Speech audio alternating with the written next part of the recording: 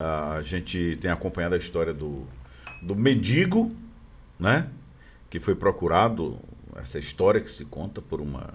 Foi, não sei se assediado ou não, foi cantado, procurado por uma mulher. E logo depois o seu marido a encontra e espanca o mendigo. E aí, nesta carga, quero que a doutora Letícia Moté avalie, né, o quanto ela vê de machismo, de discriminação nisso. O que a gente vê hoje é uma situação muito curiosa.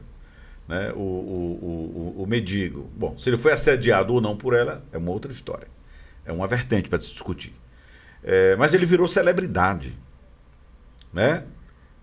A discussão menor que se viu até agora é da ação, da agressão praticada pelo seu marido contra este mendigo que, naquele momento, em tese, uma vítima. Né? Mas um lixamento social, moral em cima dessa mulher, em momento algum eu ouvi qualquer meio de comunicação dar espaço para discutir. Ali era um ser humano, uma mulher, que buscou o que ela quis buscar. Ela não tinha direito a nada. Eu não sei se vocês levaram esse tema a debate, né? É um massacre que a imagem dessa cidadã está sofrendo por uma escolha que, em tese, deveria ser respeitada. Né? O problema dela com o marido é um outro capítulo a ser discutido. Como é que a OAB vê isso? Como é que a doutora Letícia Moté, né, avalia essa situação? Messias, nós temos diversas comissões na OAB, né, comissões temáticas. E nós temos a Comissão de Estudos Penais, nós temos a Comissão da Advocacia Criminal. E dentro dessas comissões houve muito debate sobre esse caso, né? Como mulher, trazendo aqui primeiro, pontuando a questão dela. É nítido, pelo que se foi propagado na mídia, né? A gente não tem acesso 100% ao caso, mas o que se foi noticiado, que ela tem algum tipo de transtorno, né? E está sendo revitimizada por essa ridicularização.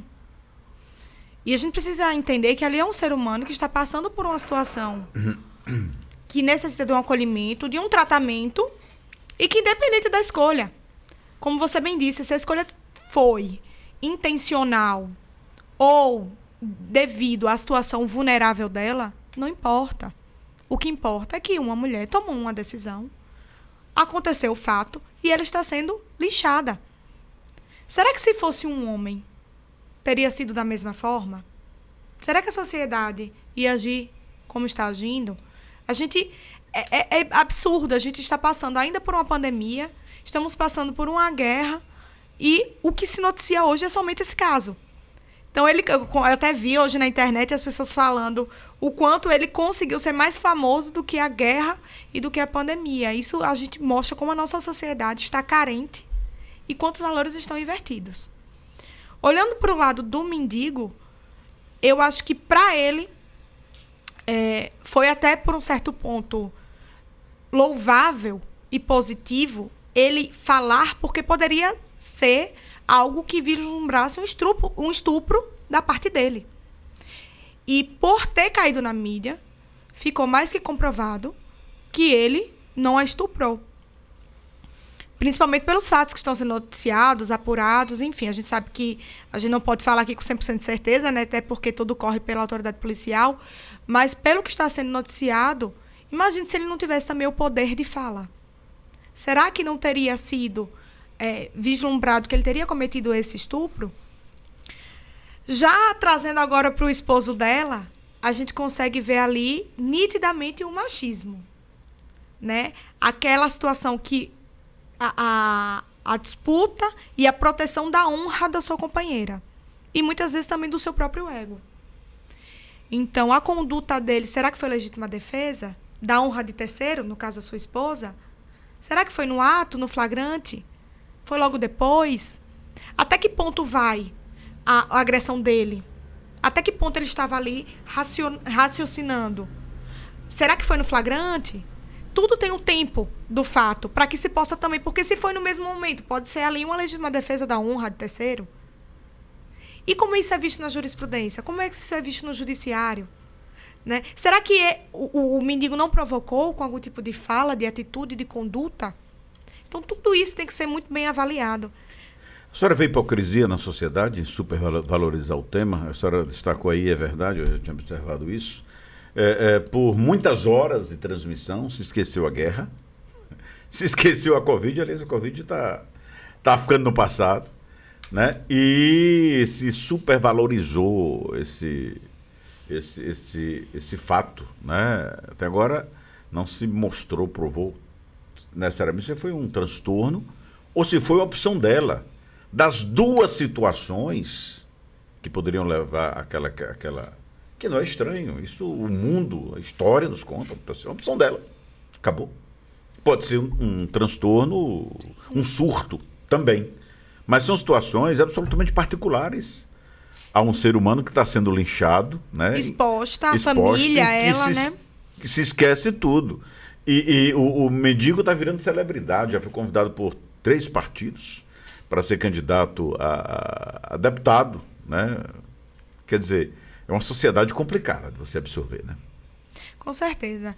E a gente vê o quanto os valores estão invertidos. Porque se a gente trouxer para a política, nesse ponto específico, Messias, o que a gente avalia em um político? O que a gente deseja de um político? Será que é porque ele é celebridade que ele vai ser um bom político? Será porque ele está na mídia agora que ele vai tomar atitudes coerentes para a nossa sociedade? Porque lembrando que o político ele representa a sociedade. Então, é essa representação que a gente quer da sociedade? E aqui eu não estou falando do rapaz especificamente, mas dos fatos que se tornam polêmicos, que se tornam conhecidos no Brasil. E disso, como a gente fala, o brasileiro faz disso algo importante. E que muitas vezes não é. Então, não é possível. Para ele foi muito bom. Eu tenho certeza que agora ele vai sair das ruas. Né? Pode ser até que consiga um emprego. A gente viu que ele, de certo modo, Quem sabe o mandato de deputado... Veja, né? Então, o que a gente espera de um deputado? O que a sociedade espera de um deputado? Assim, nada contra o político. Aliás, nós somos seres políticos, né? E até eu brigo sempre quando se discute essa questão, né, nesse diapasão, o político, aliás, a conceituação básica da nossa democracia é que o poder emana do povo para em seu nome ser exercido. Então, nada mais legítimo da sociedade do que o político, que às vezes ela critica e chama de safado, sem vergonha, cachorro, ladrão. Depois ela vai e elege. Então, a sua legítima representação é o político. E ainda usa o termo, mas de volta ou de revolta. Né? Diz que é volta e revolta, escolhe. E aí vai. Aí você vê uma situação como esta, em que, não sei se uma parte, talvez podre da política, né, talvez se tenta ganhar espaço e fazer um cara deputado. Um cara deputado já puxa outro, já puxa um espaço, já tem uma certa manipulação. Mas não é uma situação curiosa, doutora? Com certeza, até porque a gente espera de um político uma pessoa que tenha minimamente o conhecimento de causa. E aqui não é falando que ele não pudesse ser, mas a gente sabe que ele estava, de certo modo, à margem da sociedade, né, vivendo com dificuldades. E será que é uma pessoa preparada? Ou só porque se tornou famoso, que agora pode ser político? A gente lembra muito de Tiririca quando se elegeu, né? Ali foi um voto de revolta. Será que ele estava preparado para ser político? Será que hoje nós temos políticos qualificados? Então, eu acho que isso retrata o trágico histórico da nossa sociedade na hora de votar. E depois, como você bem falou, Messias, a gente reclama, querendo melhorias. Mas se a gente não está elegendo com consciência, se a gente não está colocando políticos que possam verdadeiramente cuidar do nosso país, como é que a gente pode exigir depois, né? Então, eu acho que esse fato, ele demonstra o quanto a gente consegue esquecer rápido das coisas. A gente o brasileiro tem muito disso. Quando algo surge na mídia, é aquele burburinho. O modismo, né? O modismo. Doutora. E logo depois se esquece.